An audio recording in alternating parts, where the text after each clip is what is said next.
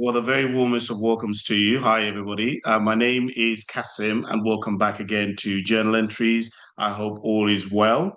I hope life has been treating you okay. Please don't forget to like and subscribe and all of that fancy stuff.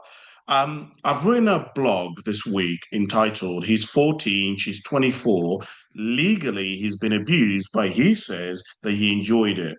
Boys, abuse, and the silent impact on adult relationships." So what I wanted to do this week is I just wanted to read you the blog, if that's okay. Hopefully you might find it useful. Hopefully you may be able to add some value to the quality of your life. If you don't want to hear it and you want to read it, just go on my Substack and it will be available. The Substack is kasimkwesa.substack.com. Here we go. Here's a scenario I hear all too often in therapy. I'm sitting across from a client, sometimes a grown adult, sometimes a teenager, and they share with me something like, "I've always liked older women," or my first sexual experience was with someone much older. I ask for a little bit more detail. Sometimes the client shares that the person was a parent, an uncle, or an adult family member. Other times it's a non-family adult, their best friend's older sister, a girl they started talking to on Snapchat, or someone in their late 20s or 30s they met in a shop.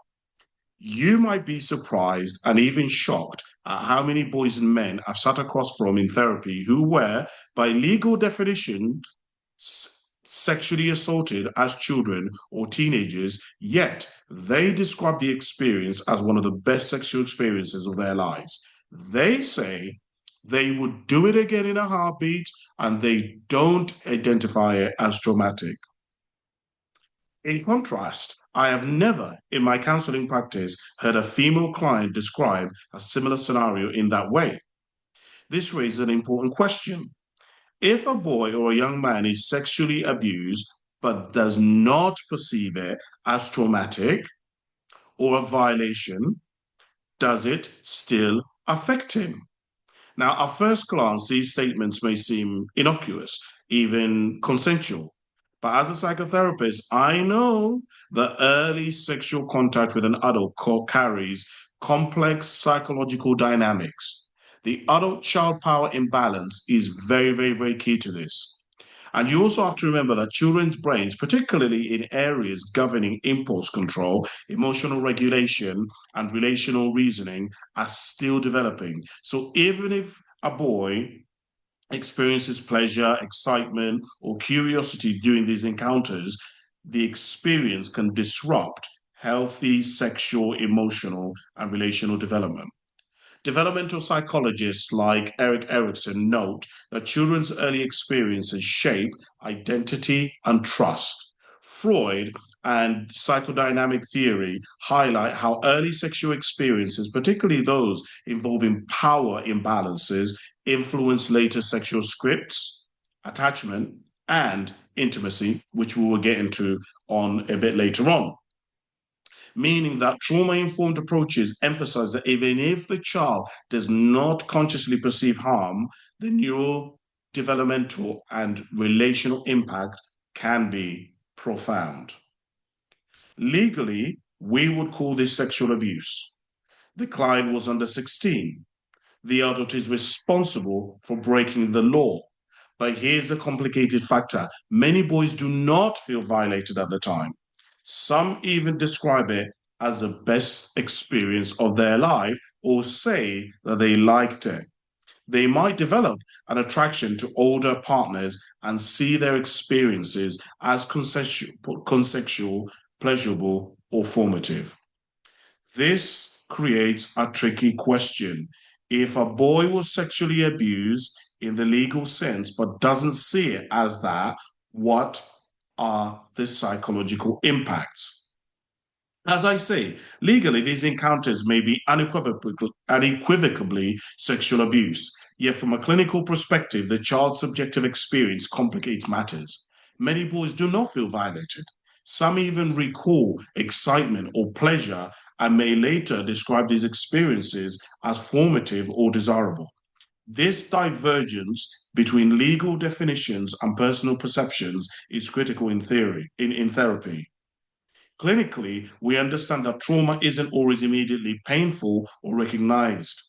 Concepts like latent trauma or complex trauma explain why a person may process harm only years later, often triggered by relationships, parenthood, or sexual intimacy in adulthood. Judith Harmon, who is a trauma and recovery researcher, describes how trauma can be stored in explicit memories. The body and emotions remember even if the conscious mind doesn't label the experience as abuse. Attachment theory, where you've got Bowlby and Ainsworth, who used to be, again, researchers in the 50s and 60s, also suggests that early experiences with caregivers shape relational templates. If an adult violates boundaries during this sensitive period, it can later alter attachment patterns and trust, regardless of perceived consent. So, what then is the reality of adult child sexual experiences? Even when a boy enjoys or seeks out sexual contact with an adult, the experience can leave subtle long term effects. For example, we got boundaries. Boys may grow up believing that adult child sexual contact is normal, it is safe or expected. This can severely affect their understanding of future relationships, consent, and sexual boundaries. Early sexual contact can blur the lines between affection and exploitation, making it difficult to recognize healthy consent or relational limits. This increases the risk of both future vulnerability and inappropriate sexual behavior. We've also got attachment and intimacy challenges. Early sexualization by an adult can distort how a boy forms emotional bonds. He may struggle to trust peers, confuse love with sex, or fear vulnerability. Repeated exposure to adult sexual behaviors before emotional maturity can create long lasting difficulties such as fear of intimacy, chronic mistrust, or hyper independence in adult relationships. We've also got a massive problem, which is the problem of shame and secrecy. Many boys never talk about these experiences because of social stigma, embarrassment, or fear of being disbelieved. Carrying such secrets can lead to anxiety, depression, low self esteem, and a sense of isolation that persists into adulthood. We've also got distorted sexual scripts. So early exposure to sexual activity with adults can shape sexual preferences, fantasies, and expectations in later life, sometimes leading to risky behaviors or relational difficulties. From Freud's early psychoanalytic theories to modern trauma informed perspectives, research suggests that premature sexualization can contribute to compulsive sexual behaviors, distorted expectations of intimacy, and struggles with sexual identity. Now, you might be asking, it's funny, Cassie, you talked about this earlier on, but why does perception matter? The fact that the boy may not feel abused doesn't evade the potential harm but from a psychotherapeutic perspective, trauma isn't only about immediate fear or pain, it's about the power imbalance, exploitation, and the developmental disruption. Boys' brains, as I said earlier on, are still developing, especially in the areas that govern impulse control, emotional regulation, and relational understanding. Adult sexual involvement can interrupt normal sexual and emotional development, even if the child feels curious, excited, or consents at the time. The core of abuse is power, control, and exploitation. When a child does not consciously feel victimized, the imbalance of power between an adult and a child is inherently coercive. Psychotherapists recognize that children lack the cognitive and emotional maturity to fully consent. Early sexual experiences with adults may subtly, is that the word? Subtly rewire expectations about intimacy, trust, sexuality, producing patterns that only surface later in life. So boys might normalize basically coercive behaviors, and they can equate love with sex or develop difficulties negotiating consent in adult relationship. We know from trauma informed neuroscience that repeated experiences of exploitation or boundary violation during critical developmental windows can alter the brain's stress response, attachment patterns, and relational templates.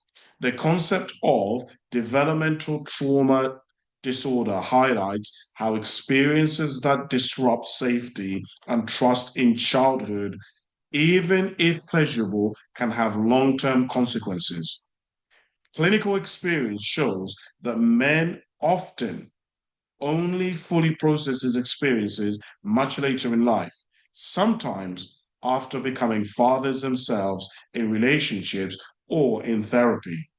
They might notice patterns of mistrust, sexual confusion, hypersexuality, or difficulty forming intimacy. So that's where I'm going to stop. Um, and as I say, if you like the blog, it is online. You can go and find it. You can have a little read. But I hope you find that little clip useful. But otherwise, thank you very much for listening. And I'll speak to you soon. Bye for now.